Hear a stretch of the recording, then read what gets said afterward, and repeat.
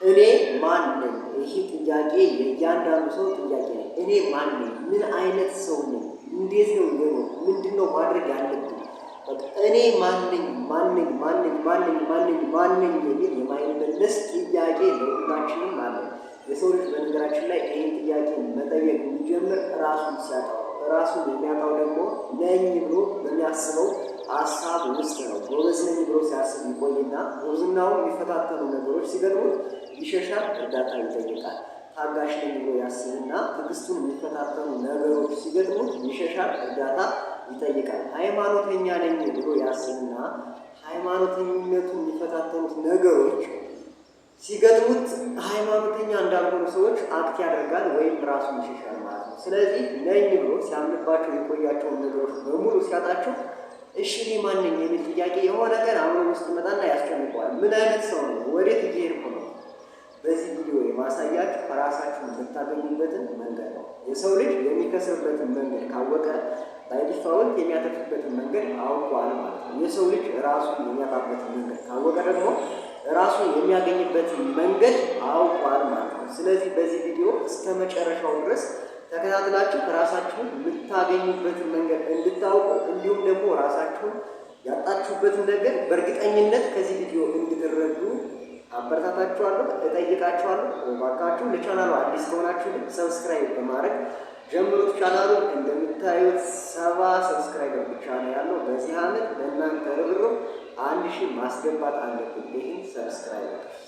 እሺ ቤተሰቦች ዛሬ ምንድነው መሰራችሁ ልነግራችሁ የፈለጉት ነገር በቡክ ኦፍ ኮንቨርሴሽን ዊዝ ጋድ በሚል መጽሐፍ ውስጥ የተጻፈ አንድ በጣም አሪፍ የፍጥረት ታሪክ አለ። ያን ታሪክ ነው የምነግራችሁ። ራስን ከማጣት ጋር የተጻፈ መጽሐፍ ማለት ነው። የሚያይም የተጻፈ ታሪክ ማለት ነው።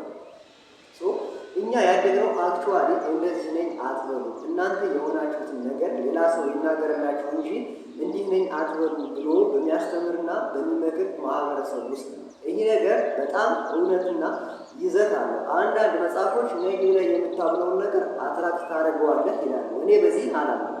በሎ ኦፍ አትራክሽን አላምንም።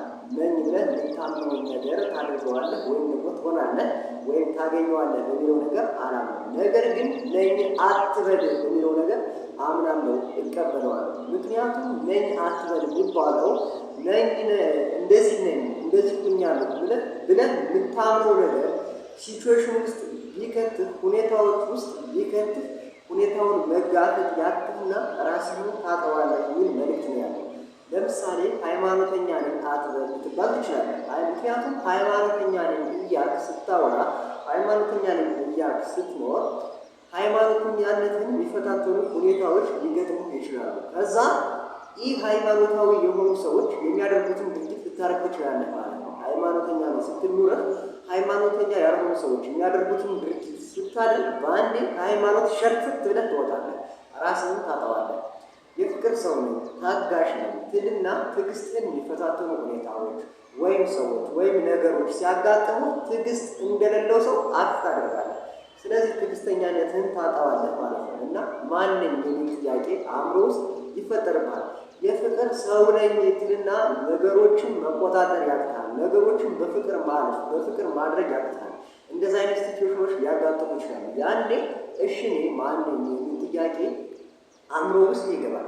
የዚህ ቪዲዮ ዋና ፖይንት እንዲህ ነኝ አትበል የሚል ነው። ምክንያቱም የሰው ልጅ ራሱን የሚያጣው ነኝ ብሎ በሚያምነው ነገር ውስጥ ስለሆነ። ወደ ታሪኩ ስንሄድ ታሪኩ የአንድ ፍጥረትና የእግዚአብሔር ወይም ደግሞ የፈጣሪው ታሪክ ነው። ያ ፍጥረት በፍጥረታት መካከል ራሱን እኔ ብርሃን ነኝ እያለ የሚጠራ ፍጥረት ነበር። የሆነ ዘመን ላይ ራሱን እኔ ብርሃን ነኝ እያለ የሚጠራ አንድ ትንሽ ፍጥረት ነበር እና በአካባቢው ያሉ ፍጥረታት በሙሉ ደግሞ ትንሹ ብርሃን እያሉ ይጠሩት ነበረ። ልክ አንተ አካባቢ ላይ እኔ እንደዚህ አይነት ሰው ነኝ ብትል በሂደት ሰዎች በፌዝም በቁም ነገር አንተ ነኝ ያልከውን ሰው አድርጎ መጥራታቸው አይቀርም። ልክ እንደዛ ይህን ትንሽ ፍጥረት ብርሃን እያሉ የሚጠሩት ፍጥረታት ነበሩ። ያ ፍጥረትን በተፈጠረበት አካባቢ በጣም ለብዙ ዓመታት ይቆይና የፈጠረው ፈጣሪው የሆነ ቀን ይጠራዋል ማለት ነው። ትንሹ ፍጥረት ወይም ደግሞ ትንሹ ብርሃን እያለ ፈጣሪ ይጠራዋል። የፈጣሪን ድምፅ ይሰማና ትንሹ ብርሃንም ወደ ፈጣሪ ወዳለበት ይሄዳል ማለት ነው። አቤት ማነህ የምትጠራኝ ብሎ ትንሹ ፍጥረት ይጠይቃል። ከዛ እግዚአብሔርን እኔ አንተን የፈጠርኩህ በዚህ ያስቀመጡህ ፈጣሪ አምላክ ነኝ እና ና ወደዚህ አሁን የማሳይህ ቦታ አለ። የልብህን መሻት አይቻለሁ፣ ወድጄዋለሁ። ለራስህ ያለህን የሰጠኸውን ስያሜም ወድጃለሁ እና የልብህን መሻት ሊፈጽምልህ ስለምፈልግ ወደዚህ ና ብሎ ይጠራዋል ማለት ነው። ከዛ ያ ትንሹ ብርሃንም እግዚአብሔርን ተከትሎ ይሄዳል ማለት ነው። ከትንሽ ጊዜ ጉዞ በኋላ ትንሹ ብርሃን ራሱን በድቅድቅ ጨለማ ውስጥ ያገኘዋል። ትንሹ ብርሃን ከተፈጠረበት ቀን ጀምሮ እንደዛ አይነት ጨለማ አይቶ አያውቅም። አንድም ቀን ማለት ነው ከተፈጠረ ጀምሮ እንደዛ አይነት ጨለማ አይቶ አያውቅም እና በዛ ድቅድቅ ጨለማ ውስጥ ራሱን ያገኘዋል ማለት ነው። ከዛ ትንሹ ብርሃንን በጣም በመፍራትና በመደንገጥ እግዚአብሔር ሆይ ይህ ምንድን ነው? እንደዚህ አይነት ነገር አይቻላውቅም። ከተፈጠርኩ ጀምሬ እንደዚህ አይነት ቦታ አይቻላውቅም። የት ነው ያመጣኝ በማለት ይጠይቀዋል። እግዚአብሔርም አዎ እንደዚህ አይነት ነገር አይተህ አታውቅም፣ ምክንያቱም አንተ ከአንተ በተሻሉ ብርሃኖች መካከል ነበር የምትኖር። ይሄ ስሙ ጨለማ ይባላል። ቦታው ደግሞ አንተ ብርሃኑ ልትኖር የሚገባበት ቦታ ነው ይለዋል። አንተ ብርሃን ሆነህ እያለ ከአንተ በተሻሉ ብርሃኖች መካከል መኖርህ ለፍጥረታቱ ምን ይጠቅማል? ይህ ግን ድቅድቅ ጨለማ ነው። ስለዚህ እዚህ ጨለማ ላይ እንድታበራበት አመጣሁ ብሎ እግዚአብሔር ይመልስለታል ማለት ነው።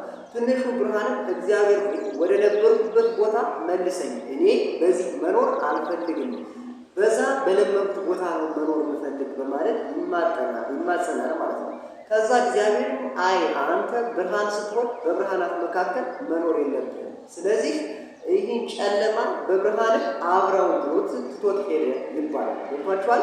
አንዳንዴ ነኝ ብለን የምናምንበት ነገር ውስጥ እግዚአብሔር የተወናል። ምክንያቱም ነኝ ብለን የምናምንበት ማለት የዛ ቦታ የምናስፈልግበት ማለት ነው። ጠንካራ ነኝ ብለን የምታስብ ከሆነ በእርግጥም ጥንካሬህን በሚፈታተኑ ሁኔታዎች ውስጥ መኖር ግዴታ ነው። ፍቅር ነኝ ብለህ ልታምን ከሆኑ ፍቅርነትህን በሚፈታተኑ ሁኔታዎች ውስጥ መኖር ግዴታ ነው። ታማኝ ነኝ ብለህ ልትኖር ከሆነ ታማኝነትህን በሚፈታተኑ ሁኔታዎች ውስጥ መኖር ግዴታ ነው ማለት ነው። ምክንያቱም እዛ ጋር መኖርህ በእርግጥ ያስፈልጋል፣ የአንተ ታማኝነት ያስፈልጋል። ሃይማኖተኛ ነህ ብለህ ልታምን ከሆነም ደግሞ ሃይማኖትህን በሚፈታተኑ ነገሮች ውስጥ ልታልፍ ግዴታ ነው። አንደኛ ያለህ ምርጫ ራስህን ላለማጣት ነኝ ብለህ አለማመን ነው። ካለበለዚያ ግን ነኝ ያልከውን ነገር ሲጋፈጥ ሲመጣ በፍቅር መቀበልና በዛ ደረጃ አክት ማድረግ አለብህ። ሃይማኖተኛ ነኝ ካል ሃይማኖትን የሚፈታተንህ ነገር ሲመጣ ያን ነገር ተቀብለው አክት ማድረግ አለብህ እንጂ ይህ ሃይማኖታዊ የሆኑ ሰዎች አክት ማድረግ የለም። ታማኝ ነኝ ብለህ ታማኝነትን የሚፈታተን ነገር ሲመጣ መቀበልና አክት ማድረግ አለብህ። ካለበለዚያ ግን ከሸሸህ ራስህን ታጣዋለህ ማለት ነው። ስለዚህ አንደኛ ራስህን ላለማጣት ነኝ የሚለውን ነገር ሁኔታው ሲገጥምህ በፍቅር መቀበል ነው፣ አክት ማድረግ ነው። ሁለተኛው ነገር ደግሞ ነኝ ብለህ አለማሰብ ነው። ምንም ነገር ነኝ ብለህ አታስብ። ምንም ነገር የሆነው በፈጠረህና ነገሩን በፈጠረው አምላክ ቁርኝት ውስጥ ነው። ለአንተ የተፈቀደው ነገር በሙሉ አንተ በሞከርከው ልክ ይሆናል። ለአንተ መሆን ያለበት ነገር በሙሉ አንተ ስትሞክር ይሆናል። ነኝ ሳይሆን ለመሆን በመሞከር ውስጥ የፍቅር ሰው ለመሆን በመሞከር ውስጥ ሃይማኖታዊ ለመሆን በመሞከር ውስጥ የቻሌንጅ ሰው፣ ተጋፋጭ ሰው፣ ታጋይ ሰው፣ አሸናፊ ሰው ለመሆን በመሞከር ውስጥ ሆነ የራስህን ድርሻ ለመወጣት ሞክር። ገብቶሃል? ለመሆን ስትሞክርና ነኝ ብለህ ስትኖር የተለያየ ነው። ለመሆን ስትሞክር አቃተኝ ብለህ እርዳታ ብትጠይቅ ራስን የማጣት ስሜት ላይሰማ ይችላል። ነኝ ብለህ ስታምን ግን ስታጣ ከዛ እርዳታ ሲያስፈልግህ ራስን ጨምረህ ታጣዋለህ ማለት ነው። ስለዚህ ነኝ ብለህ የምታምንበትን ነገር መተው እንዳለብን ላበረታታ እወዳለሁ። በሌላ ቪዲዮ እስክንገናኝ ደህና ሰንብቱልኝ።